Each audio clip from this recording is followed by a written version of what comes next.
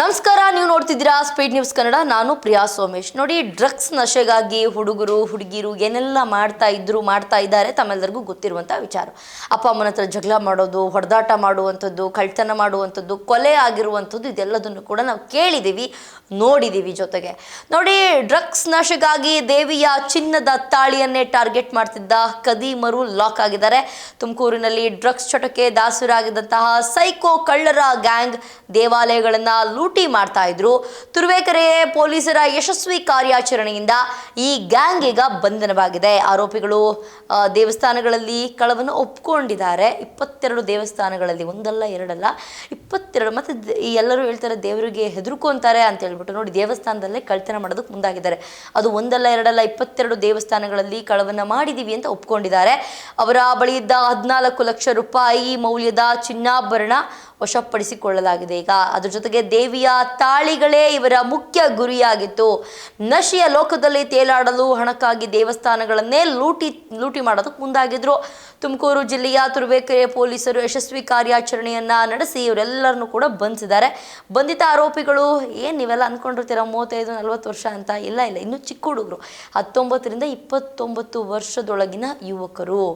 ಮಾದಕ ವಸ್ತುಗಳ ಚಟಕ್ಕೆ ದಾಸರಾಗಿ ಆ ನಶೆಗೋಸ್ಕರ, ಆ ನಶೆಯ ಲೋಕದಲ್ಲಿ ತೇಲಾಡೋದಕ್ಕೋಸ್ಕರ ದುಡ್ಡು ಬೇಕಲ್ಲ ತಗೊಳಕ್ಕೆ, ಅದನ್ನೆಲ್ಲ ದೇವಸ್ಥಾನಗಳನ್ನೇ ಲೂಟಿ ಮಾಡ್ತಿದ್ದಂತಹ ಸೈಕೋ ಕಳ್ಳರ ಗ್ಯಾಂಗ್ ಒಂದನ್ನು ತುಮಕೂರು ಜಿಲ್ಲೆಯ ತುರುವೇಕೆರೆ ಪೊಲೀಸರು ಯಶಸ್ವಿ ಕಾರ್ಯಾಚರಣೆಯನ್ನು ನಡೆಸಿ ಈಗ ಬಂಧಿಸಿದ್ದಾರೆ.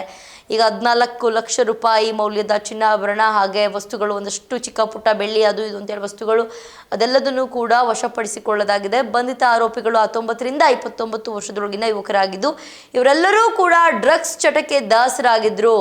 ದೇವಸ್ಥಾನಗಳನ್ನು ದೋಚೋದು, ಅದರಿಂದ ಬಂದ ಹಣದಲ್ಲಿ ಐಷಾರಾಮಿ ರೂಮ್ಗಳನ್ನು ಬುಕ್ ಮಾಡಿಕೊಂಡು ಮಾದಕ ಲೋಕದಲ್ಲಿ ತೇಲಾಡೋದನ್ನೇ ಈ ಯುವಕರು ತಮ್ಮ ಬದುಕಾಗಿಸಿಕೊಂಡಿದ್ದಾರೆ. ನೋಡಿ, ಕಳ್ತನ ಮಾಡೋದು, ದೇವಸ್ಥಾನದಲ್ಲಿ ದೇವರು ತಾಳಿ ಅದು ಇದು ಕಳ್ತನ ಮಾಡಿ ಏನು ಮಾಡೋದು, ಮಾರ್ಕೊಳ್ಳೋದು, ಒಳ್ಳೊಳ್ಳೆ ಲಕ್ಸುರಿ ರೂಮ್ಗಳನ್ನು ಬುಕ್ ಮಾಡಿಕೊಂಡು ಅಲ್ಲಿ ನಶೆ ಮಾಡಿಕೊಂಡು ತೇಲುವಂಥದ್ದು.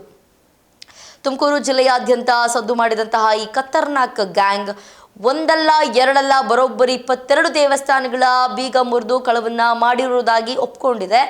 ದೇವಿಯ ತಾಳಿಯೇ ಇವರ ಮೊದಲ ಟಾರ್ಗೆಟ್. ಹಾಸನ ಹಾಗೂ ಮಂಡ್ಯ ಮೂಲದ 6 ಮಂದಿ ಯುವಕರು ಈ ಗ್ಯಾಂಗ್ನಲ್ಲಿ ಪ್ರಮುಖವಾಗಿ lion alias ATM Manjunath Magadi, Chandan, Madhusudan, Babu ಹಾಗೆ ನರಸಿಂಹಮೂರ್ತಿ ಎಂಬುವರನ್ನ ಪೊಲೀಸರು ಈಗಾಗಲೇ ಅರೆಸ್ಟ್ ಮಾಡಿದ್ದಾರೆ.